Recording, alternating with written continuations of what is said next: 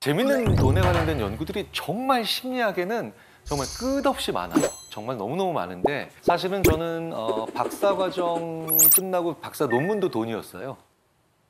그래서 저도 많이 고민을 하고 있는 부분이니까 이걸 통해서 우리가 돈에 관련된 어떤 생각을 좀 해볼 필요가 있나 이런 걸 좀 생각해 보자는 뜻에서 제가 준비를 했습니다. 오늘 첫 번째 퀴즈입니다. 근데 실제로 있었던 연구인데요. 키가 큰 사람이 돈을 더 잘 번다.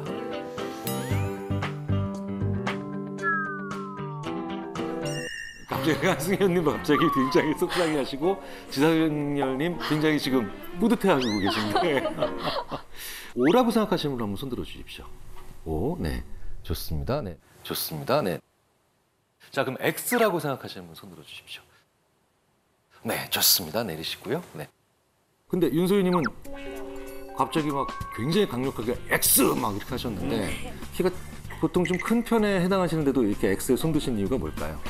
저는 조금 키가 그래도 상대적으로 작으신 분들이 왠지 그 컴플렉스라고 생각을 하실 수가 있어서 그거를 이제 상쇄하려고 자기 개발을 좀 많이 하시고 노력을 많이 하셔서 더 돈을 벌 확률이 높다고 생각을 해요. 그런데 이제 이 연구에서는 답은 O였어요. 네, 네. 실제로 1990년에 굉장히 많은 분들이 좌절하고 계시네요. 네. 그 미국 피츠버그 대학의 이제 심리학과에 이레나 한손 프리츠라고 하는 그 사람이 그 교수가 이제 아틀란타 대학에 있는 학생들의 졸업생들이죠. 졸업생들의 키와 연봉의 데이터를 계속 이제 추적을 한 거예요. 네, 추적을 했는데 나이도 비슷하고 뭐 체중이라든가 사회적인 친분, 뭐 신분, 뭐 종교 뭐 대부분 뭐 거의 다 비슷하다고 봤을 때 1인치씩 커질 때마다 그러니까 2.54cm 정도씩 커질 때마다 초봉이 $570씩 높아지는 거예요. 네. 그런데 이제 이유가 중요하겠죠. 네, 이유가 중요하겠죠. 안 그러면 뭐 저도 이제 지금 뭐 키높이 구두라도 신고 다녀야 될 판인데. 네. 왜 그런가 봤더니 실제로 키가 뭘 반영하나요? 가정 환경에서의 영향, 교육 뭐 이런 거 있잖아요. 이런 거에 그 영향을 주는 요인이기 때문에 조금 더 좋은 환경, 유복한 환경에서 자라지 않았을까라고 이렇게 생각한 거죠. 사실은 저도 뭐 이렇게 키가 큰 편은 아니고 더 속상한 거는 뭐 저희 집에서는 뭐 비율이 더 형편없다라고 얘기를 하고 있어서 굉장히 좀 속상한 얘기긴 한데 근데 너무 좌절하실 필요는 없다는 겁니다. 이런 게 전형적으로 상관은 있지만 인과관계는 아직 알 수 없는 거예요. 네. 왜냐하면 여기에 또 다른 윤소희 님이 얘기하신 내용을 또 아주 재미있게 지지할 수 있는 게 있거든요. 뭐냐면 실제로 아주 능력이 있거나 인품이 뛰어나거나 아니면 뭐 돈이 많다거나 이런 분들이 있죠. 이분 멀리서 보고 난 다음에 키 몇 센치일 것 같으냐라고 얘기했을 때 그 사람의 키를 거의 4cm, 5cm 이상 더 높게 봅니다. 네, 높게 봅니다. 이게 더 커 보이는 거죠, 심리적으로도 커 보이는 거죠. 그러니까 자기 개발에 힘쓰는 사람들일수록 더 커 보인다는 거, 뭐 이것도 중요하죠. 자, 그러면 다음 문제도 한번 해볼게요. 다음 문제. 재밌다. 돈이 많으면 인생이 재밌어진다. 맞다고 생각하시는 분 손 한번 들어주십시오. 맞다고 생각하시는 분? 네, 좋습니다. 네, 맞다고? 네. 그렇지 않다고 생각한다. 네. 야, 이거 왔다 갔다 하네. 네. 감사합니다. 네. 자, 아까 한승현님 O를 선택하셨어요. 네. 왜 O를 선택하셨나요? 아무래도 그 돈의 문제가 좀 줄어들면 내가 해야 하는 활동보다 하고 싶었던 활동에 더 시간을 쓸 수 있어서 좀 더 재미있는 생활을 할 수 있지 않을까 그렇게 생각해요. 꽤 많은 분들이 한승현 님이 하신 말씀을 이렇게 표현합니다. 돈으로부터 벗어나서 진정한 자유를 얻고 싶다. 네, 이런 얘기들 많이 하시거든요. 아마 그런 맥락이신 것 같아요. 네. 그런데 죄송하게도 정답은 X였습니다. X였어요. 네. 제가 참 좋아하는 그 스페인의 조르디 코르바기라고 하는 그 심리학자가 있어요. 이 조르디 코르바기 그 실제로 돈이 사람을 얼마나 재미있게 만들 수 있는지 없는지에 대한 실험을 한번 해본 거예요. 네. 그러니까 실험 참가하신 분들을 대상으로 일상생활에서 재밌는 이야기거리를 생각하게 한 겁니다. 예를 들어서 뭐 누구를 만난 거, 아니면 어디 가서 재밌게 논 거, 그리고 그 이야기거리가 얼마나 재밌을지 스스로 점수를 매겨보게 하는 거예요. 그런데 사전에 뭘 측정했겠습니까? 그 사람의 재산. 재산을 측정해 본 거예요. 그런데 재산이 많은 참가자일수록 재밌는 경험을 얘기를 꺼내봐라라고 했는데 그 경험이 이겁니다라고 하면서 적었는데 그게 그렇게까지 재밌다라고 얘기를 안 하더라는 거예요. 근데 저는 광화문 쪽에 있는 회사에 있는 친구가 그 번개를 한번 했는데 그날 마침 제가 시간이 돼가지고 제가 거기 수원에서부터 제가 가고 있는데 막 기분이 오늘 좋은 거야. 막 오늘 뭐 골뱅이로 한번 끝내줘 볼까 막 이러면서 그리고 뭐 갑자기 야 우리 한번 떠나보자 막 이래가지고 왜 20대 30대는 조금 더 그런 그 갑자기 떠나는 당일치 여행도 꽤 있잖아요. 네. 사실 이런 것 우리가 살아가면서 되게 소소한 행복들이 우리에게 다 대부분 큰 것들이잖아요. 큰 것들인데 이게 그분들한테는 재밌지 않다는 겁니다. 재산이 많은 분들에게. 이게 왜 그러냐면 여러 가지 이유가 있습니다. 여러 가지 이유가 있는데 큰 부자인 분들은 다는 아니지만 꽤 많은 분들이 치르는 형벌이 있어요. 자녀를 가르칠 때 제일 먼저 가르쳐야 되는 게 아무도 믿지 말라는 걸 가르쳐야 돼요. 아무도 믿지 말라. 소름이다. 정말 못 믿어요. 왜냐면 잃을 게 너무 많거든요. 그래서 어떤 친구가 저한테 야 경일아 오늘 야 막창 2인분에 소주 한 병씩 할까? 딱 이러면 그래! 라고 가죠. 근데 그 돈 많은 분들은 얘가 날 왜 불렀지를 생각을 하셔야 되고 그렇죠? 얘가 나한테 오늘 무슨 청탁을 해야 될까를 고민하셔야 되니까 그게 즐겁지 않은 거예요. 게다가 큰 돈을 가지고 있으니까 내가 왜 굳이 이런 작은 거로부터 행복을 느껴야 되냐라고 하는 평가절하가 일어난 거죠. 그 가치 판단의 도구인 이 돈은 그렇기 때문에 내가 도구를 가지고 있으면 마치 게임할 때 아이템 확보한 것처럼 우리를 덜 힘들게 하는 건 분명히 맞습니다. 무슨 얘기냐? 돈을 세기만 해도 그 자체로 우리는 덜 아파요. 저는 예전에 그 되게 인상 깊게 봤던 영화가 있어요. 그 간첩이란 영화에 보면 영화 초반부에 그 김명민 님께서 이제 돈을 딱 맞는데 하면서 스멜 뭐 이런 장면이 있어요. 돈이 정말 위안이 되는 그런 장면. 실제로 중국 절강대학교에 저우신위에 교수라고 하는 분이 진짜 재밌는 실험을 또 합니다. 실험 참가한 분을 이렇게 두 그룹을 나눴어요. 한쪽에 있는 분들은 그냥 종이 모양의 지폐를 세는 거예요. 그런데 이쪽에 있는 분들은 어떻게 합니까? 진짜로 80장의 실제 지폐를 그냥 세는 거야. 네. 자, 그러고 난 다음에 뭘 하느냐? 50도. 50도짜리 물에 손을 넣는 겁니다.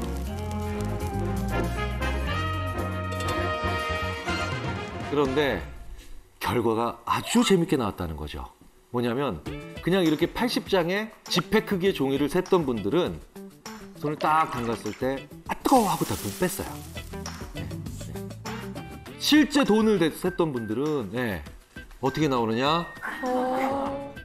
반응이 일어납니다. 아 역시 몸이 풀리는 것 같아. 뭐 이러고 나오더라는 거예요. 무슨 얘기입니까? 돈은 확실히 만지는 것만으로도 고통을 감소시켜주는 건 분명해요. 네, 분명해요. 그리고 2002년에 노벨 경제학상을 받은 다니엘 카네먼 교수. 네, 저 같은 인지심리학자죠. 프린스턴 대학에. 실제로 이런 연구도 조사도 해본 적이 있습니다. 월 수입 3,000달러 이상인 분과 월 수입이 1,000달러 이하인 분. 이분들이 일상생활에서 느끼는 고통의 정도에 점수를 매기는 걸 하는 거예요. 네. 그런데 확실히 돈은 부족할수록 평범한 수준이나 보편적인 수준에서 특히 가난을 향해 갈수록 같은 사건을 경험하면서 더 고통스러워하는 건 분명합니다. 네. 그래서 돈은 그 자체로서 행복 촉진제는 아닌 것 같아요. 근데 분명한 건 불안 완화제, 고통 진정제는 맞는 것 같아요. 네. 자, 그런데 문제는 이 돈을 가지고 우리가 나만 가치를 매기는 게 아니고 상대방도 가치를 매기니까 필연적으로 우리가 해야 되는 게 바로 뭐냐? 돈으로 흥정을 하거나 거래를 하거나 그렇죠? 뭐 이런 여러 가지들이 있죠.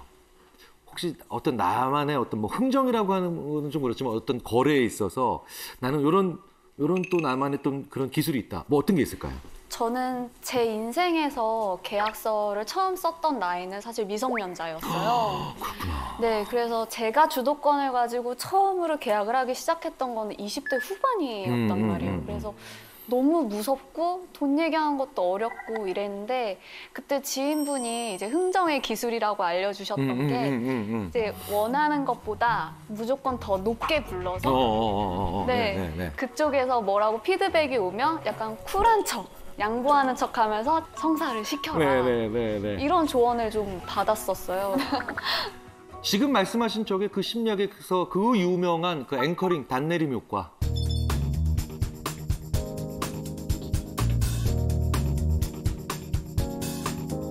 임의의 숫자라도 사람들이 잘 못 도망간다는 거예요. 실제로 그래서 왜 그 설득의 심리학의 저자인 로버트 치알디는 자기가 직접 본 케이스를 얘기를 하는데 5만 달러짜리 계약을 수주하러 가는 거예요. 그래서 5만 달러짜리 실내 공사, 인테리어 공사. 그러면은 5만 달러짜리 계약을 따러 가는 이 인테리어 하시는 분은 4만 8천까지는 해줘야 되는데 그렇다고 4만 5천엔 해드릴 수 없어. 뭐 이런 생각을 하고 갔잖아요. 근데 갑자기 자기도 모르게 실수를 한 거예요. 아유, 이게 뭐 50만 달러짜리 계약도 아닌데요. 네, 편하게 말씀하시죠. 5만 달러를 50만 달러로 실수로 얘기한 거예요. 네, 그런데 그 인테리어를 발주해 주시는 그 상대방, 그 고객사죠. 8만 불에 합시다. 50만 불로부터 이게 오는 바람에. 그래서 감사합니다 하고 계약을 따는 경우도 있죠. 그래서 양심적인 회사가 최소한의 이윤만을 덧붙여서 판매하다가 오히려 반대로 공경에 처하는 그런 경우도 있죠. 실제로 미국에서 어떤 백화점이 우리는 굉장히 최저 가격으로 낮은 이윤만 남기고 합니다 라고 했는데 15개월 딱 지나고 난 다음에 주가가 3분의 1로 떨어졌어요. 왜냐하면 고객 입장에서는 처음에 한 10만 원입니다. 그런데 디스카운트 50%. 이렇게 해서 5만 원이라는 느낌이 있으면 좀 기분이 좀 많이 좀 할인됐어 라는 느낌이 있는데 그냥 5만 2천 원. 뭐 5만 원 이러니까 사람들은 그 다음엔 조금만 높여도 짜증이 나고 막 당하는 것 같은 느낌으로 오히려 뭐야 당신들 이상한 거 아니야? 이런 거를 딱 생각을 한다는 거죠. 그래서 이 양심적이지만 순진한 전략을 추진한 CEO가 바로 해고되는 겁니다. 그런데 여기에서 또 재밌는 방법이 하나 있어요. 내가 어떤 가격을 얘기하느냐에 또 다른 측면이 있다는 거죠.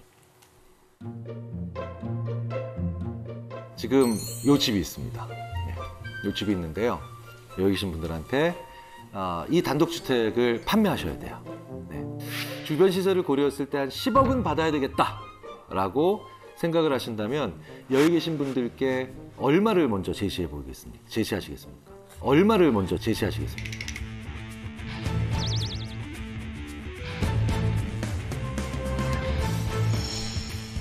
아무래도 앵커링 효과를 좀 봐야 되니까 10억이라고 볼 수는 없고 한 10억 한 3천? 10억 3천? 네. 그렇죠. 10억 3천. 네. 교육이 이래서 중요한 겁니다. 네. 자, 그렇다면 윤소희님. 만약에 고객 입장이시라면 이 10억 3천을 말씀하셨는데 바로 거기 사시겠습니까?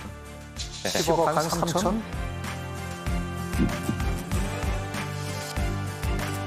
아니요, 저는 흥정을 할 것 같아요. 그냥 보통 받고 싶은 금액보다 높게 부르니까. 그렇죠. 저도 한 9억 8천, 7천, 8천, 9천 이렇게 말씀하시겠죠. 자, 그런데요. 여기서 또 재밌는 게 있는데 김상중님께서 말씀하신 가격에 그래요? 그럼 그렇게 합시다. 이렇게 바로 대부분의 분들이 얘기하시는 경우가 있더라는 거예요. 그게 바로 뭐냐? 이 가격은 10억 2,730만 원입니다. 10억 2,730만 원이니까 뭔가 좀 의미가 있는 것 같아요. 그죠? 특히나 이런 김상중님 같은 그런 목소리로 10억, 한번 해주세요. 10억 2,730만 원이라고. 10억 3,250만 원 받아야 될 것 같습니다. 이렇게 얘기하면, 설득력 있어. 그래서 제가 항상 학생들한테 발표할 때 소수점 절대로 까먹지 말고 붙이라 그러거든요. 그러니까 이 효과는 74%가 향상됐습니다. 이러지 말고 74.67% 향상됐다고. 이제 이런 것도 바로 뭐냐? 사람들은 구체적인 숫자가 나올수록 무언가 거기가 의미가 있겠다는 거죠. 손질 비용, 관리 비용 이런 거. 그럼 이제 뭡니까? 앵커링의 이제 구체적 숫자죠. 하나, 여기까지 들어가면 굉장히 유리해지죠. 세 번째, 왜냐하면 말이죠. 그러니까 이 10억 3,730만 원에 그게 왜냐면 말이죠. 여기까지 붙으면 이제 상대방이 내 얘기를 하기 되게 어려워진다는 거예요. 그 하버드 대학의 심리학과 교수 중에 정말 전설적인 분이 한 분 계시죠. 시간 거꾸로 되돌리기 연구에 최근에 나왔던 늙는다는 착각의 저자 앨런 랭어 교수. 이 앨런 랭어 교수가 정말 재밌는 실험을 또 하나 한 적이 있는데 도서관에서 복사를 이제 하려고 기다립니다. 이제 뭐 줄 서서 기다려야 될 때가 있잖아요.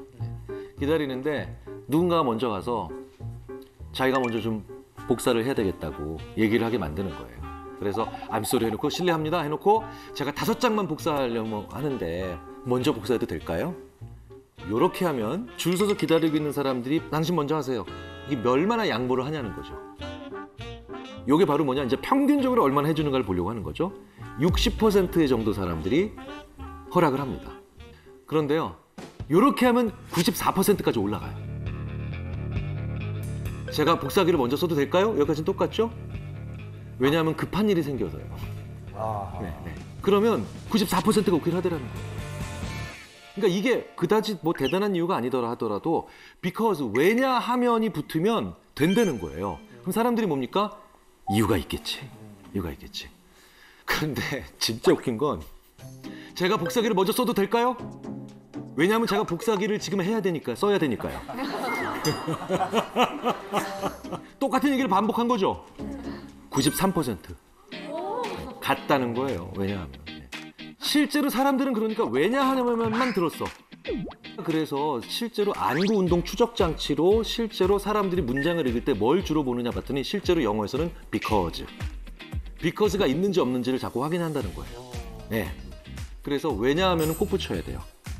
자, 그러면 이제 내가 10억을 받고 싶다면 10억 2천을 부르는 건 앵커링, 10억 2,730만 원 이러면은 더 구체적인 숫자 왜냐하면까지 붙으면 이제 대부분 상대방으로 하여금 내 말을 더 금전적 거래에 있을 때 더 잘 따라오게 만들 수 있는 그런 프레임을 짤 수 있다는 겁니다. 네. 저는 이제 중고 거래를 가끔 하는데요. 네네네. 나이들 하시구나. 앞서 나온 이런 앵커링 이런 거를 이제 이용해서 사실 제가 팔고 싶은 가격보다 조금 더 올린 다음에 몇 번 깎으면서 이렇게 채팅을 받아서 판매를 하곤 하는데 이제 대부분 직거래로 이루어진단 말이에요. 근데 갑자기 구매자분께서 여기까지 왔는데 뭐 얼마 깎아주세요. 그때 저는 어떻게 해야 되는지 좀 어렵더라고요. 참 난감하네요, 진짜. 근데 보통 저 같으면 사인을 받을 것 같은데 깎아달라는 얘기를 하시나 보죠? 네. 몰라요. 잘 마스크 쓰고. 마스크 쓰고. 사실은 뭐 저도 이럴 땐 좀 난감하지만 그럴 때는 반대로 그러니까 내 물건의 가치를 올리는 방법이 더 좋을 것 같아요. 그러니까 오히려 이럴 때는 내가 이 물건 사려고 내가 발품을 얼마나 팔았는데요. 이런 식의 가치를 올릴 수 있는. 네. 혹은 제가 이거 어렸을 때부터 얼마나 애지중지한 물건인데요. 라고 해서 스스로 가치를 올릴 수 있는 그런 멘트로 한번 대항을 해보시는 게 어떨까 싶고요. 그런데 그것도 안 된다. 그럼 어쨌든 거절하셔야 되잖아요. 협상이 안 되는데 이미 있는 안에서 내가 좀 더 무리한 요구를 하면 그건 안 됩니다. 거절하셔야 되잖아요. 모든 거절은 원칙이 좀 있어요. 표정은 친근하게, 말투는 단호하게. 무슨 얘기냐? 친구가 아주 어려운 부탁 하게 되면 저는 이러죠. 절대 안 돼. 요건 선생님 좀 다른 얘기인데 오히려 더 기분 나쁠 것 같은데. 그렇죠. 거기서의 미세 조절은 필요해요. 네. 이거 연습하셔야 돼요. 그러니까 저도 이거 한 몇 년 동안 연습했어요. 절대 안 돼. 뭐 이런 거. 네. 왜냐면 우리가요 보통 어조와 그 다음에 내용을 똑같이 가려고 그래요. 그러니까 뭐냐면 그런 일은 일어날 것 같지 않습니다. 라고 하면 그런 일은 일어날 것 같지 않습니다. 이렇게 얘기하고 그건 확실히 가능합니다. 그건 확실히 가능합니다. 보통 이렇게 말의 내용과 톤을 일치시키려고 하는 경우가 많거든요. 근데 재밌는 건 그 톤이 일치가 안 될 때 오히려 사람의 말이 되게 강력하게 느껴져요. 그래서 제가 이제 심리학자들한테 웃으면서 침 뱉으면 진짜 무섭다. 이렇게 얘기를 하거든요. 네. 그러니까 왜 스릴러 영화에서 그걸 잘 이용하죠. 스릴러 영화에서 아니면 되게 무서운 영화에서 왜 무서운 표정보다 오히려 이렇게 약간 살짝 미소를 머금으면서 저지른 범죄들이 더 단호하고 세고 무서운 것처럼 내용은 절대 안 됩니다라고 하지만 굉장히 친절하게 말씀을 하세요. 네. 그러면 오히려 내 의사를 더 제대로 전달할 수 있지 않을까라는 생각이 듭니다. 우리만 해도 이렇게 한 개인도 이렇게 흥정 잘해보려고 노력하는데 기업들이 당연히 가만히 있지 않겠죠. 미국 유명 경제 주간지 회사에서 정기 구독자를 모집하는 거예요. 정기 구독자를 모집하는데 온라인판만 구독을 하면 $59 내시면 되고요. 오프라인, 이제 인쇄물로 보시면 $125. 그런데 온라인판과 오프라인 인쇄물을 같이 구독하시면 $125.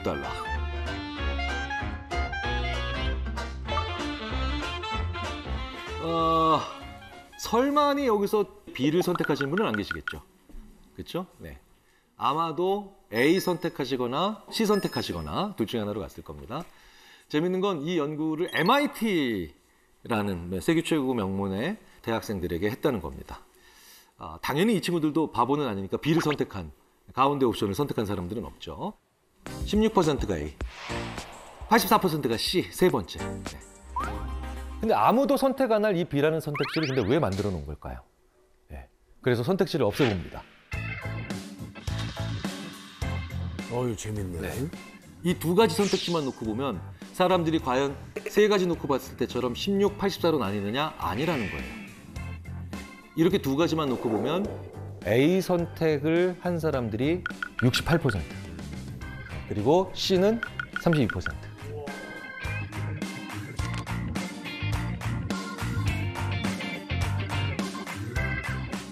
우와. 회사 입장에서는 어쨌든 C가 좋지만 A로 가려는 사람들을 C로 가기 위해서 미끼가 중간에 마중물 같은 게 필요했던 거예요. 네, 네. 왜냐하면 A와 C만 있으면 대부분 저렴한 걸 선택을 하니까요. 그래서 의미 없어 보이고 심지어 열등하기까지만 한 이런 B를 집어넣으면서. 그래서 이런 일들이 실제로 많이 일어나요. 네. 아마 오늘 이 자리에 오신 분들도 이 미끼에 당했던 경우 많이 있으실 거예요. 그렇죠? 저 질문 있는데 제가 자주 사용하는 어플들 중에 2만 원이나 3만 원 이상 사면 무료 배송이라고 하는데 꼭 5만 원 이상 사면은 5천 원 쿠폰, 7천 원 쿠폰 이런 걸 줘요. 그럼 꾸역꾸역 사서 꼭 5만 원을 채우거든요. 그런 것도 미끼인가요? 당연히 미끼죠. 대부분 왜 이런 일이 벌어지느냐? 내가 살 거를 미리 정해놓고 적지 않았기 때문이에요. 그러니까 쇼핑에 할 리스트를 적어놓고 오프라인이든 온라인이든 들어간 분과 이걸 적지 않고 손 위에 적어놓지 않고 다니시는 분들은 확연히 밀리는 것에 차이가 나요. 네, 차이가 나요. 더 중요한 건 심지어 이런 연구도 있어요. 좀 두꺼운 종이에 적어야 돼. 네. 그럼 좀 무게감이 느껴지는 종이잖아. 네, 네, 네. 이런 것에도 영향을 받아요, 사람들이. 네. 실제로 어떤 분의 인사서류를 딱 검토를 하는데 인사서류를 막 비닐폴더 팔락거리는 거 이런 데다 올려놓고 본 사람과 무거운 나무판 위에 올려놓고 본 사람이 차이가 있어요. 두 번째 분들이 참 신중한 사람이구나. 무게감이 있는데 느끼는 건 지 손이 무게를 느끼고 있는데 그래서 결심을 하면 적어서 지갑에 넣으라고 하는 거예요, 저희들이. 내가 살 거를 있잖아요. 그냥 이렇게 좀 가벼운 종이에 적는 게 아니라 진짜 빳빳한 종이에 딱 해가지고 심지어 가슴에 품고 딱 하잖아요. 그러면 신중해질 수 있다는 거예요. 그러니까 생각을 물질처럼 정해버리시는 거죠. 게다가 또 무료 체험도 얼마나 많이 그쵸? 누구나 30일 사용하시고 마음에 들지 않으면 포기하세요. 이런 거. 구독권, 무료 체험 행사 정말 많죠. 그런데 이런 것들도 다 보면 심리학에서 그 유명한 소유효과, 보유효과 때문에 일어나는 현상입니다. 이제 그게 바로 무슨 얘기냐면 여기 계신 분들한테 머그컵 하나씩 5,000원짜리 드리고 여기 계신 분들한테 5,000원짜리 초콜릿 드리면 여기 계신 분들은 초콜릿이 더 나아 보이는데 근데 초콜릿 받은 분들은 머그컵이 나아 보이는데 처음엔 이래요. 거의 90% 바꿔달라 그러세요. 근데 제가 1시간 이내로 강의가 끝나니까 그거 끝나면 바꿔드릴게요. 희망하시는 분들. 이렇게 해드리고 난 다음에 이제 1시간 정도 강의를 합니다. 강의 시작할 때 제가 머그컵 초콜릿 이렇게 드릴 때는 거의 90% 바꾸고 싶다라고 말씀하셨지만 1시간 정도 있다가 제가 바꾸실 분은 바꾸시라고 하면 대략 20% 이하로 줄어듭니다. 예. 왠지 아세요? 내가 1시간 동안 옆에 있었기 때문에 가치가 증가한 거예요. 예. 가치가 증가한 거예요. 나한테 있으면 이제 그게 또 떠나는 게 더 속상하다는 거예요. 내 옆에 있는 것만으로도 가치가. 여기에 이제 만지기 시작하면 이제 방법도 없는 거예요. 이제 연이 닿았거든. 네, 연이 닿았거든. 그래서 실제로요, 굉장히 많은 그 능숙한 판매원들은 어떻게든 입어보게 하고 어떻게든 만지게 해요. 만지면, 만지면. 터치가 그만큼 사람한테 중요하거든요. 자, 그러면 이제 써야죠. 이제 불리고, 불리고. 네. 그 송재림 씨가 그 미국 주식도 하신다는 얘기를 했어요. 그렇습니다. 네. 근데 굉장히 이게 주식 얘기만 하면 이렇게 굉장히 그 타격감이 있으신 것처럼. 죄스러운 마음에. 지금 어떤 상황이에요? 네. 한동안 좀 안 좋아서 장마는 좀 피한 것 같거든요. 그래서 보수적으로 해서. 근데 되돌아보니까 이미 반쯤 젖어 있더라고요. 이 정도면 녹화를 나오지 말았어요. 그냥 사실은 주식에 대해서 저렇게 메타포, 은유적인 표현을 쓰신다는 건 굉장히 많은 정신적인 고통이 쉽지 않죠. 네, 쉽지 않아요. 네. 나는 왜 이렇게 수익 내기 어려울까? 네. 사실은 여기에 심리학자들이 많이 얘기하는 게 바로 뭐냐? 뉴욕의 택시기사 연구입니다. 네. 뉴욕의 택시기사들의 운행 패턴을 분석하니까 되게 재밌는 패턴들이 나오더라는 거예요. 사실은 이 연구가 왜 시작됐냐면 뉴욕에서 택시 잡기가 왜 이렇게 힘들까? 뉴욕에서 택시 잡기가 왜 이렇게 힘들까? 네. 왜 그런가 봤더니 우리 이 뉴욕의 택시 기사들께서 손님이 많은 날 이때는 영업을 빨리 끝냅니다. 근데 손님이 없는 날에는 늦게까지 일을 해요. 왜일까요? 자기 목표액이 손님이 많은 날은 일찍 달성되거든요. 네. 그러니까 영업을 빨리 마치고 집에 들어가서 놀거나 아니면 뭐 가족들이랑 밥 먹고. 근데 손님이 적은 날은 자기 목표액이 안 채워졌죠. 그러니까 택시기사들이 점점 더 많이 일을 하고 계신 거예요. 그러니까 악순환이 반복된다는 거예요. 손님들이 많은 날, 이런 날에는 오늘 좀 많이 일하자. 손님이 좀 없는 날은 오늘은 많이 해도 잘 안 될 테니까 그냥 포기하고 일찍 들어가서 쉬자. 이렇게 되는데 그렇게 하지 않으시고 정확히 반대로 한 거예요. 네. 슬슬 이제 주식 투자와의 연관성이 지금 슬슬 보이기 시작하실 겁니다. 네. 자, 그러니까 A 주식은 20% 지금 수익이 났고 상승해서 B 주식은 20% 하락했어요. 자, 어느 걸 파시겠습니까? 네, 라고 하면 대부분 실제로 보면 A를 팔아요. 왜? 20% 수익이 났거든요. 그런데 대부분은 계속해서 수익이 나는 건 놔둬야 돼요. 네. 근데 손실이 고통스러우니까 20% 손실이 난 주식을 오히려 못 파는 거죠. 네. 대부분 패턴을 보면 현재 계속해서 수익을 내고 있는 것은 뭡니까? 장기적으로 더 보유할 만한 것들이고, 그리고 어느 정도 시간이 지났는데도 자꾸 하락하는 거는 이제 보유할 가치가 없는 경우가 많은데 우리가 반대로 하는 경우가 많다는 거예요. 반대로. 네. 그래서 우리가 손실을 그만큼 싫어한다. 뭐에 대해서 손실을 보는 걸 너무너무 싫어한다는 거죠. 파는 순간 뭡니까? 내가 손실을 인정하는 순간 확정이니까요. 자, 그렇다면 두 번째로 또 다른 또 많이 궁금해하시는 것 있죠. 제대로 하는 데는 투자가 뭐냐. 네. 투기와 투자의 차이 어떻게 저희가 설명하느냐 그부터 말씀드릴게요. 투기와 투자는요, 도박과 게임과 비슷해요. 도박할 때는요, 게임할 때랑 뇌가 다르거든요. 도박할 때의 뇌를 보면 뇌를 거의 안 써요. 머리를 거의 안 써요. 다만 갑자기 좋은 결과가 나왔을 때 보상 중추, 즉 쾌감 중추만 꽉 떠요. 언제겠습니까? 오광 떴을 때. 네. 그러니까 도박의 룰은 간단하잖아요. 네. 도박은 대부분의 사람들이 반나절이 아니라 단 1시간도 안 돼서 대부분의 룰은 간단하게 일단 배울 수 있어요. 그래서 도박은 어느 정도 익숙해지자면 2, 3일만 지나도 머리를 안 씁니다. 근데 게임을 할 때는 굉장히 뇌가 많이 활동해요. 왠지 아세요? 게임을 할 때는 우리가 일반적으로 계속 하는 만큼 변화가 생기고 점수가 바뀌고 그렇기 때문에 머리를 엄청 써요. 네, 게임을 할 때 보면 오히려 쾌감 중추는 별로 안 떠요. 활성화를 잘 안 합니다. 그러니까 사실 뇌의 입장에서 보면 게임은 노동이에요. 상당한 노동이에요. 그래서 게임 자녀 있으신 분들은요, 아이가 게임을 많이 했어요. 그러면 자 이제 게임 그만하고 공부해. 이런 뭐예요? 삽질 그만하고 곡괭이질해. 이거랑 똑같은 거예요. 그러니까 삽질을 계속했으니까 뭐 해야 돼요? 곡괭이질 다 하기 전에 쉬어야죠. 네. 한 번은 그런 부모님이 돼보시는 것도 어떨까 싶어요. 이게 바로 투기와 투자의 차이예요. 투기는 머리를 안 쓰는 거예요. 오로지 수익률만 보는 거죠. 그렇죠? 근데 게임은 왜 재밌는 줄 아세요? 과정을 즐기기 때문이죠. 네. 내가 어떤 회사의 주식을 샀는데 그 회사에 관심도 있고 신문 보면서 이런 신기술이 개발됐어? 저기 CEO는 왜 이런 데 가고 있지? 왜 해외 출장을 이런 데 가지? 이러면 뭡니까? 그건 투자죠. 네. 투자하게 되면 수익률이 떨어져도 나는 뭐가 남아요. 게임을 했을 때 아주 스케일이 큰 게임이나 아니면 복잡한 게임을 하게 되면 게임에서 저도 뭐가 남아요? 기량이 남죠. 기량이라는 게 남고 재밌는 스토리들이 남아요.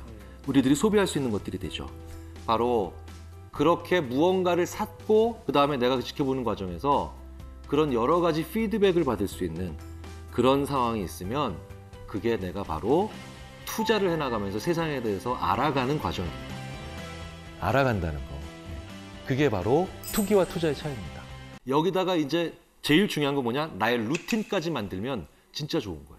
저의 루틴 말씀드려 볼게요. 저는요, 저를 불러서 강의를 들어주신 그 기업의 주식을 그날 강연료의 한 10% 정도 떼어서 그 회사 주식을 삽니다.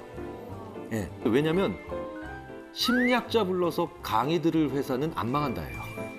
예. 최소한 공부하는 회사잖아요. 교육하는 회사는 안 망해요. 그래서 저는 이렇게 저만의 루틴을 만들어서 지난 15년 동안 해서 조금씩 산 겁니다. 네.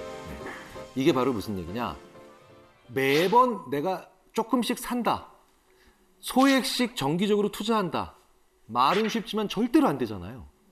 저는 제가 하는 것에 뭐가 있느냐? if, then, when이 있기 때문에 그렇습니다. if, 만약, then, 그렇다면 when, 언제. 루틴이라는 게 습관이잖아요. if와 when과 then이 다 있어야만 습관이 만들어진다고 얘기를 합니다. 제가 오늘부터 만약에 예를 들어서 탈모 방지약을 2알씩 먹는 거예요. 진짜예요. 네. 슉 보면. 네. 근데 매번 잘 까먹고 잘 안 먹게 돼요. 그러면 if, when, then을 다 넣어야 돼요. 7시에 기상해서 이 닦고 난 다음에 물 마시면 이거 먹는다. 그러니까 언제 뭐뭐 하고 난 다음에 그 다음에 이거 한다. 이런 식으로 일주일만 하면 그게 뇌가 확실하게 루틴으로 저장해 놓습니다. 네. 그래서 예를 들어서 3일에 한 번 헬스장 피트니스 센터를 갔다 와서 뉴스를 검색하고 난 다음에 10만 원어치 주식을 산다. 이런 경우도 있죠. 정말 떨어졌을 때 산다. 근데 늘 경험하시죠? 떨어졌을 땐 돈이 없죠. 그렇죠? 네. 그래서 패닉 계좌를 만들어 놓으셔야 돼요. 패닉 계좌를. 그러니까 공황장 때 아니면 완전히 엉망인 장세일 때 쓰는 용도로 이거는 그 돈을 집어넣어 놓고 현금을 놓고 현금 계좌에 그냥 패닉장 계좌라고 이름을 붙이셔야 돼요. 왜냐하면 평상시에 다른 목적으로 쓰는 돈은 그렇게 투자가 안 되거든요. 제가 2020년 3월 왜 우리 코로나 때 막 난리 났었죠. 한번 쫙 2천 밑으로도 한번 떨어진 적이 있습니다. 근데 제가 마침 그때 제 책에 인세가 들어온 거예요. 인세가. 네. 그러니까 우연한 돈이죠. 전혀 예상하지 못했던. 근데 하필이면 그날 저녁이 그 해 가장 주가가 떨어졌던 코로나 초창기에. 그거 딱 보고 오! 그러니까 뭡니까? 평상시에 제가 사고 싶었던 주식이 있었죠. 그게 다 반토막이 아니라 거의 3분의 1토막씩 나 있어요. 그래서 산 거예요. 그래서 제가 기분이 너무 좋아서 잠이 안 오는 거예요. 네. 외국 연구자들한테 이 얘기를 했더니 그 친구들이 이러더라고요. 실제로 패닉장이 됐을 때 투자하는 계좌를 따로 만들어야 돼. 대공황용 계좌. 네. 재밌는 건 이게 대공황이 아니면 돈을 못 뺀대요. 사람이 심리적으로. 그건 당연합니다. 왜냐? 사람이 우리 딸 결혼자금 500만 원, A은행, B은행, 우리 아들 대학 등록금 500만 원 붙여놓으면 되게 웃긴 건 둘 다 500만 원이죠. 근데 왠지 딸을 위해서는 이 은행에서 돈을 찾아야 될 것 같고 아들 대학 등록금은 여기서 찾아야 될 것 같아. 심지어 지금 요 은행 앞인데도 딸 위해서는 저 은행 가야 될 것 같아. 이런 느낌이 있어요. 계좌에 이름을 붙이면 거의 못합니다. 다른 용도로. 그러니까 뭡니까? 패닉용 계좌 혹은 대공황용 계좌를 만들어 놓는 거예요. 만들어 놓는 겁니다. 자, 그러면 그게 평상시에 정말 그런 난리가 났을 때 외에는 돈을 안 쓰게 되어 있어요. 네. 그러면 이제 마지막으로 오늘 큰 돈을 벌었다 치자고요. 설사 복권에 당첨됐다 치자고요. 평범한 우리가 큰 돈 만질 수 있는 가장 대표적인 루트가 복권 당첨되는 거잖아요. 근데 복권 당첨자들의 상당수가 아니라 거의 대부분이 파산합니다. 그러면 이 복권에 당첨됐다가 잘 파산하지 않는 제 주위에 있는 사람들 이야기를 좀 드려보도록 하겠습니다. 제가 봤던 많은 유태인 가정들은 아이가 한 5살, 6살쯤 되니까 톰, 오늘 너한테 100불이 생기면 어떡할래? 종이에 주고 써보라 그래요. 아이가 갑자기 100불을 내가 가진다는 생각을 하니까 막 10센트, 20센트짜리 뭐 보면서 자기 주위에 있는 사람들의 이름이 막 나오면서 막 밤새 적기 시작합니다. 내가 좋아하는 옆집 메리한테는 눈깔 사탕 만약에 1불 50센트 정도. 그다음에 내가 별로 안 좋아하는 우리 형 마크한테는 그냥 지렁이 사탕 1개. 30센트. 거기 이제 그 아이의 위시, 소망이 나오는 거죠. 근데 그 다음 해가 되니까 한 500불로 올리더라고요. 그 다음 해가 되니까 1000불, 2000불, 10,000불 이런 식으로 가면서 제가 참 인상 깊었던 장면 중에 하나가 내가 미국에서 유학 시절에 제 친구 이제 저한테는 2년 후배죠. 2년 후배인 이 유태인인 친구가 왔는데 책 한 권을 가져왔는데 이렇게 종이가 계속해서 한 번에 제본된 게 아니라 여러 세월에 걸쳐서 작성된 종이가 하나에 그냥 제본된 거예요. 그래서 이게 뭐야 했더니 리사의 위시리스트라고 돼 있더라고요. 그러니까 얘가 5살, 6살부터 얘도 적은 거예요.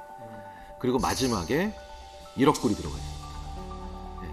100불에서부터 시작한 게 1억 불이 되어 있어요. 거기는 그러니까 얘의 책 한 권에 하고 싶은 것들이에요. 책 한 권에 꿈. 이런 사람들은 복권에 당첨돼도 절대 파산할 수 없습니다. 왜? 그 책에 있는 대로 쓰는데도 시간이 모자라요. 우리가 복권을 어떻게 하면 잘 쓸 수 있을까를 한번 생각을 해보면 부자가 됐는데 불행한 사람들을 보면 알 수가 있죠. 부자는 절대로 꿈이 돼서는 안 됩니다. 목표가 돼야 돼요. 무슨 얘기냐면 제가 꿈과 목표를 구분하지 못하는 사람들에 대해서 굉장히 많이 얘기를 하는데요. 이게 사실은 참 대단히 어려운 질문이에요. 어려운 질문인데 왜 그러냐면 실제로 제가 많은 기업에서 부장님들한테 이렇게 질문을 드려요. 부장님의 꿈이 뭔가요? 사장 되는 겁니다. 그러면 제가 이렇게 한번 진지하게 다시 여쭤봐요. 사장 되는 건 꿈이 아니고 사장 돼서 뭘 하고 싶으신지가 꿈이어야 되지 않을까요? 이렇게 말씀을 드려요. 예. 그러니까 행위가 좀 있어야 되는 거죠. 자, 그런데요. 한국 사람들이 목표는 있는데 꿈이 없어요. 예, 우리가 꿈이 없어요. 왠지 아세요? 꿈을 얘기할 수 있는 기회가 없어요. 왜? 너무 현실성이 없다고 혹은 지금 네가 해야 될 일이 여기 있다고 생각을 하면서. 그래서 목표는 있는데 대부분 우리가 꿈을 꾸기가 되게 어렵거든요. 위시리스트가 없잖아요, 우리가. 그런데요, 참 재밌는 건 이 복권이 위시리스트를 만드는데 진짜 좋은 재료가 됩니다. 예. 저는 출장을 자주 다녀서 이제 KTX나 SRT를 자주 타는데요. 서울에서 만약에 부산을 간다, 서울에서 뭐 광주, 목포를 간다 이럴 때 얼마 전부터 재밌는 필기를 시작합니다. 일단 그런데 이걸 하기 위해서는 입장권이 필요해요. 그게 1,000원짜리 복권 한 장이에요. 왜? 내 위시리스트를 그냥 써보려고 했더니 내 양심이 허락하질 않아요. 이성이 너 뭐 하는 거냐고 자꾸 놀려요. 근데 참 신기하죠? 1,000원짜리 복권 한 장을 딱 사서 서울역에서 딱 앉고 그 다음에 선반 펼쳐지니까 거기다 딱 올려놨더니 내 위시리스트를 적어도 아무런 네, 비난이 없어요. 제 양심과 이성에서. 네. 왜? 100억 당첨되기만 하면 얼마든지 어쨌든 0보다는 큰 확률이거든요. 쓰기 시작합니다. 야, 써요. 진짜 시간 잘 가요. 진짜 시간 잘 가고 별의 별 얘기들이 다 나옵니다. 더 신기한 건 내가 맞아 이런 것도 해보고 싶었었지 라고 하는 리스트들이 끊임없이 나와요. 2시간 반 동안 부산을 가는데 진짜 왜 요즘 말 그대로 순삭. 시간이 그냥 갑니다. 자, 그게 바로 확률적으로는 바보 게임이지만 복권의 가장 중요한 기능입니다. 나의 위시를 만들어낼 수 있다는 거죠. 그리고 들여다볼 수 있다는 거예요. 자, 그렇다면 오늘 한 번쯤은 우리의 가족 식사에 이 복권을 사가지고 가보시는 건 어떠냐는 거예요. 우리 가족 식사에. 네. 우리 엄마, 우리 아빠, 나의 사랑하는 형제자매들이 있는 내 아내가, 내 남편이 있는 그 가족의 식탁에 가족의 명수만큼 복권을 한번 사가지고 가보시면 어떨까요? 정말 꽤 많은 가정에서 기적을 경험하게 되실 겁니다. 정말 재밌는 경험들 하게 되실 거예요. 저희가 심리학적으로 연구를 해보면 하루에 인간이 우리가 살아가면서 돈에 관련된 얘기를 얼마나 많이 하느냐라고 보면은 실제로 하루에 대략 15번 이상 얘기합니다. 네. 그리고 우리가 굉장히 많은 것들을 돈으로 가치로 환산을 하죠. 심지어는 우리나라에는 행복이라든가 삶과 죽음에 대한 수많은 것들에 대해서도 돈으로 환산을 합니다. 제가 얼마 전에 보니까 우리나라에서 왜 스스로 생을 마감하시는 그런 문제, 자살의 문제가 되게 심각하지 않습니까? 그런데 사람들이 열심히 읽어서 조회수가 굉장히 올라간 기사가 자살의 문제의 본질적 심각함을 얘기해 준 기사보다 자살로 인해서 우리나라의 경제 손실이 얼마나 되나. 이걸 오히려 그 기사를 더 사람들이 더 많이 보는 걸 갖고 제가 일부 충격을 받기도 했죠. 자, 이렇게 큰 문제서부터 이런 작은 문제까지 우리는 돈으로 환산하는 걸 굉장히 좋아합니다. 자, 솔직히 한번 여쭤볼게요. 요즘 뭐 때문에 제일 힘드세요? 돈 때문에. 돈 때문에. 저도 그렇습니다. 용돈이 줄었습니다. 제 친구 하나는요. 얼마나 용돈에 의해서 행복이 좌우되냐면 얼마 전에 담배를 끊었는데요. 담배값을 따로 용돈으로 받았대요. 그런데 담배를 끊은 사실을 숨기더라고요. 아니 그래서 너 부인이 아내가 너무 좋아하지 않냐 재수 씨가 그랬더니 내가 담배를 끊었다는 성공적으로 끊었다는 사실을 알면 나에게 주는 용돈 15만 원을 끊을 거라는 걸 불안해하면서 이 친구는 여전히 담배 한 갑을 여기다 와이셔츠 주머니에 넣고 네. 그리고 집에 들어가기 전에 담배 피는 사람 옆에서 이렇게 냄새라도 묻히고 들어갔네요. 야, 그러니까 15만 원 때문에 그 친구 전교 2등 하던 친구였어요. 근데 사실 우리 이런 문제 조금씩 가지고 있죠. 나르샤 씨도 한번 돈 때문에 조금 어려웠던 기억들 있으세요? 뭐 옛날이든 지금이든. 예전에 어렸을 때 돈이 없을 때가 더 많았어요. 그러니까 단돈 뭐 500원, 1000원이 없어서 당장 외출을 못하는 경우도 많았고 예전에는 그랬는데 지금 생각해보면 사실 그런 시절이 있었기 때문에 지금 더 감사함을 느끼는 것 같기도 해요. 네. 맞아요. 돈에 관련된 대학은 다 아프거나 힘들었던 기억은 있는데 의외로 또 지나고 보면 또 네, 추억이 되는 경우도 많죠. 박성광 씨는 돈 때문에 힘들었던 경우 또 뭐 기억나는 거 있으신가요? 저는 이제 IMF 할 때 이제 군대를 이렇게 갔는데 어머니가 이제 돈 휴가 났으니까 뭐 용돈을 주고 싶은데 돈이 없으시니까 동생이 10살 어렸거든요. 근데 동생 저금통 걔가 동전으로 주셨던 기억이. 네. 그때 근데 그거 가지고 또 재밌게 놀고 그랬던 제 네, 이제 철이 없어가지고. 네. 이선아 씨는 저는 지금이요. 네. 지금이요? 항상인 것 같아요. 돈이 조금 내가 가진 것보다는 더 필요한 순간들이라고 인지가 되는 것 같아요. 사실은 저도 그런 생각 많이 해요. 이선아 씨 같은 생각. 조금만 더 있으면 내가 되게 너그러워질 수 있을 것 같고 조금만 더 있으면 내가 밥을 또 한 번 또 살 수 있을 것 같고 이래서 참 늘 아쉬운 거죠. 자, 그런데 이 돈은요. 이 돈은 우리가 정말 어떤 관점을 가지냐에 따라서 정말 의외로 전혀 다른 방식의 행동을 취하게 합니다. 제가 나르샤 씨한테 10만 원 드릴게요. 그거 가지고 지금 뭐 하시겠습니까? 10만 원이요? 네. 오늘 당장 쓰셔야 돼요. 써야 되나요? 네네. 지금 약간 표정이 지금 머뭇거리시는 게 네. 네. 저는 마사지 샵을 끊겠습니다. 아, 마사지 샵. 그거 네. 괜찮다. 왜냐면 저거 끊어놓으면 네. 몇 번을 받을 수 있잖아요. 당장 네, 쓰는 게 아니라 센스 있는. 뭐 그렇게 쓸 수 있겠네요. 아, 그렇죠. 없는 것보다는 아닐까요? 네. 네네. 이세나 씨한테 또 10만 원 드리면 어떻게 하시겠습니까? 저는 캔 음료 하나씩 나눠 먹기. 야너 뭐야 또 뭐가 되는 거야? 다르다 이렇게. 아유 참. 바로 이제 기혼자와 미혼자의 차이 있습니다. 굉장히 재밌게도요. 10만 원을 누가 나한테 줘서 내가 10만 원을 공짜로 얻으면 10만 원 가지고 뭐 하실래요? 하면 대부분 이러세요. 양념 반 프라이드 반. 네, 맥주 한잔 하면 좋겠다. 뭐 아니면 뭐 캔 음료 한 잔씩 돌리시겠다. 네, 요 정도의 반응을 하십니다. 그러니까 이 10만 원의 효용이 요 정도 되는 거예요. 네, 근데 박성광 씨 오늘 오시는데 10만 원 잃어버렸어요.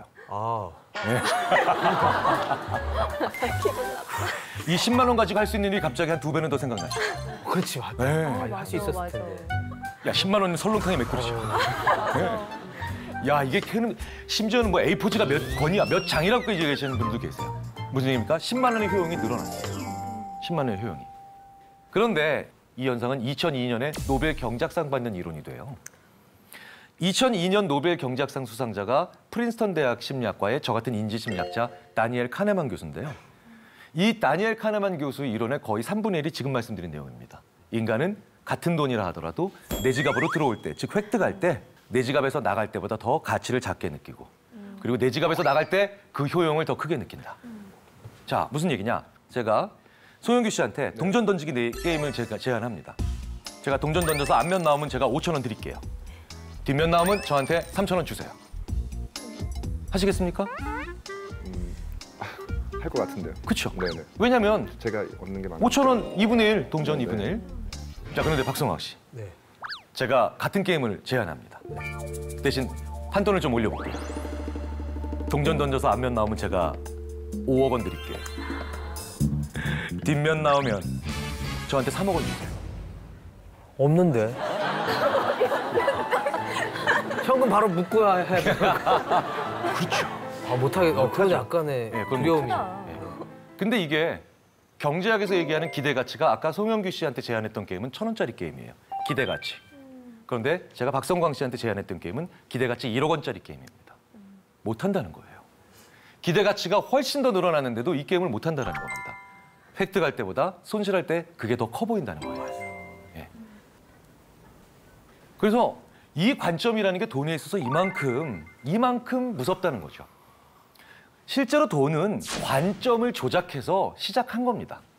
무슨 얘기냐? 이 돈, 우리 심사임당 그려져 있는, 이분 그려져 있는 이 돈, 우리한테는 굉장히 중요한 거잖아요. 그런데 이거 제가 아프리카 원시 부족한테 가서 이 5만 원을 주고 잘 기념하겠어. 내가 날씨가 좋으니까 선물로 주는 거야. 이러면 아프리카 원시 부족에 있는 사람들은 얘가 나한테 뭐 하는 걸까? 나한테 왜 이런 이상한 물건을 줘? 먹을 수도 없는 거고. 그렇죠? 종이 쪼가리에 불과한 거죠. 그래서 이 어쩌다 어른에도 한번 방문을 했던 이 사피엔스 저자 유발 하라리, 즉 호모 사피엔스, 우리 인간의 역사를 굉장히 진화적 관점으로 오랫동안 연구했던 이 유발 하라리는 인류 역사상 가장 위대한 사기극이 바로 돈이라고 얘기하기도 합니다. 이 돈만큼 엄청난 사기가 없다는 거예요. 어떻게 이걸 믿으라는 겁니까? 그렇죠? 어느 날 이 돈이라는 거, 그래서 역사로 보자면요. 어떠한 왕도 가장 애먹었던 것 중에 하나가, 사업 중에 하나가 새로운 돈을 유통시키는 거였어요. 새로운 돈을 유통시키는 거. 정말 어렵습니다. 옛날에는 뭘 했습니까? 물물 교환을 했겠죠. 물물 교환을 했는데 물물 교환이라는 건 저 물건이 나한테 보이는 거예요. 저 물건이 나한테 보이니까 돼지고기 한 근, 그럼 내가 여기 파 2단 줄게. 이렇게 얘기를 하기 시작했고, 자, 그러면서 서로 맞아떨어지면 서로 물건을 주고받았죠. 그런데 돼지고기는 3일 싣고 갈 수가 없어요. 파도 이틀 이상 싣고 갈 수가 없습니다. 왜? 다 부패하고 다 상해버리니까요. 그런데 어떻게 이 직거래의 개념을 깨게 만들었냐는 거예요. 바로 인간의 필요가 있었다는 거죠. 돈이라는 건 바로 그 모든 직거래의 개념을 깨버린 거지 않습니까? 그러니까 원거리에 있는 사람들과도 무언가를 주고받고 싶다는, 교육을 하고 싶다라고 하는, 뭔가를 저 사람 걸 나한테 가져오고 싶다는 이 욕망의 확장은 돈이라고 하는 사기극을 체제로 안정시켰다라고 하는 얘기를 인류학이나 진화학하는 사람들이 한다는 겁니다. 자, 그런데 돈에 관련해서 여러 가지 얘기들이 많다라는 건 그 돈이 철저히 이렇게 착각과 관점의 지배를 많이 받기 때문에 그렇게 해서 우리가 그 얘기를 해볼 필요가 있다는 겁니다. 로맨스 드라마의 특징이 있죠. 초반에 남녀 주인공이 사이가 좋을까요? 안 좋아요. 안 좋죠. 그래서 엄청 싸워요. 그러다가 16부작에서 한 8부 정도 되면 이제 사랑이 싹 터요. 사랑이 싹 트죠. 드디어 결혼하고 또 아이가 나옵니다. 경제학과 심리학이 열심히 70년대, 80년대 싸우다가 나온 아이가 바로 행동경제학이에요. 그리고 그 행동경제학의 교황이라는 얘기를 듣는 노벨 경제학상 수상자가 리처드 탈러죠. 그리고 리처드 탈러가 자기 연구를 시작하게 됐던 가장 그 기폭제가 됐던 게 바로 이 제목의 힘입니다. 돈의 제목을 어떻게 붙이느냐에 따라서 그 돈을 쓸 수도 있고 안 쓸 수도 있어요. 예전에 만약에 네네네. 이제 대학교 다닐 때 네. 그때 현금 인출기는 있었나요? 현금 인출기 없었죠. 없었죠. 네. 10만 원 보통 지갑에 넣으면 이런 경험 있지 않으셨어요? 쥐두새도 모르게 사라지는 것 같은 느낌. 그때 당시에 제 등록금이 67만 원이었습니다. 그러니까 10만 원이면은 굉장히 큰 돈이었어요. 아, 맞다. 제가 이걸 까먹었네. 제가 75만 원이었거든요. 네. 그럼 좀 줄여볼게요. 네. 한 2만 원쯤 있을 때. 네네. 네. 그럼 어느 정도 보통 갔을까요? 한 일주일 정도는 일주일 가지고 정도. 있죠. 네. 대부분 보면 돈을 10만 원을 찾아놓든 20만 원을 찾아놓든 어느 순간 보면 그냥 없어져 있어요. 그럼 매번 이 빈 지갑을 보면서 야, 어떻게 돈을 이렇게 내가 참 허투루 쓸까? 예, 이런 생각 많이들 하시죠. 근데 이 돈 중에 20%를 전쟁이 일어나도 지키는 방법은 있죠. 현금 인출기에서 돈을 찾자마자 이 10만 원 중에 2만 원을 이름을 붙여주세요. 너는 오늘부터 비상금이다. 그리고 이 비상금이라 이름 붙인 돈을 2번 접으세요. 그리고 신분증 뒤에 넣어보세요. 그럼 지갑상에서 접으면 지갑상에서 위치는 1cm도 차이 안 납니다. 바로 같은 위치에 있는 돈이에요. 그런데요, 이 2만 원을 달라고 친구가 얘기하면 내 뼈와 살을 발라내는 것 같아요. 실제로 대학교 다닐 때 저도 이런 경우 많았거든요. 야, 그 돈 좀 빌려, 지갑에 돈 좀 있잖아. 이건 비상금이야. 비상시에만 써야 돼. 비상시가 언제야? 있어, 그럴 때가. 제목의 효과가 이렇게 무섭다는 거죠. 그리고 더 큰 돈보다도 작은 돈이 더 강한 힘을 발휘할 때도 있습니다. 10만 원을 잃어버린 사람한테 이렇게 얘기합니다. 게임을 하나 하는데 이 A라는 게임은 4만 원을 딸 수 있는 확률이 50%. 4만 원을 잃을 수 있는 확률이 50%입니다. 이게 일종의 동전 던지기죠. 나 할래. 손 들어주시죠. 지금 한 5%에서 10% 정도 들으셨어요. 나 안 할래. 네, 훨씬 더 많이 드시죠. 자, 그런데요. 이렇게 한번 가정해 볼게요. 방금 전에 4만 원을 잃어버렸어요. 그런데 어떤 사람이 와서 50%의 확률로 4만 원을 딸 수 있다. 그리고 50% 나머지는 4만 원을 잃는 거다. 이 게임 하시겠습니까? 라고 하면 하겠다는 사람이 갑자기 늘어나요. 무슨 얘기냐? 내가 잃은 돈과 같은 액수가 나와야 이전 손실의 만회라는 제목이 만들어지는 거예요. 그러니까 사람이요, 이전에 손실된 돈과 같은 액수를 메울 수 있는 게임은 모험을 해요. 근데 그 전에 얼마나 어떤 돈을, 큰 돈을 잃었던 작은 돈을 잃었던 그 돈과 다른 금액의 돈, 그거를 가지고 게임을 하면 잘 안 한다는 겁니다. 왜? 제목이 안 만들어져요. 다른 액수는. 네. 그래서요, 어떤 사람으로 하여금 좀 더 모험적으로 만들게 하려면 지금 하는 모험이 이전 손실의 만회라는 말을 해줘야 됩니다. 그저 도전하라고 하고 그저 한 번 더 모험하라고 하는 얘기로는 사람이 안 움직인다는 거죠. 자, 이 백화점 A에 가셨는데 계산기가 2만 5천 원입니다. 그리고 자켓이 12만 원이에요. 총 14만 5천 원을 지불하는 거죠. 자, 그런데요, 친구가 전화를 해요. 30분 정도 걸어가면 옆에 다른 백화점이 있는데, 야, 계산기가 15,000원이야. 자켓은 그냥 원래 그 가격이고 12만 원. 내가 사려고 했던 계산기를 무려 10,000원을 깎아주는 거죠. 가시겠습니까, 나르샤 씨? 걸어간다면 택시비도 안 들어요. 갈 수 있어요. 네, 갈 수 있을 것 같았어요. 네, 역시 주부십니다. 자, 소영 씨 가실래요? 저도 갈 것 같습니다. 네. 대체적으로 이럴 때 60% 정도가 간다고 대답을 합니다. 10,000원이 어디냐.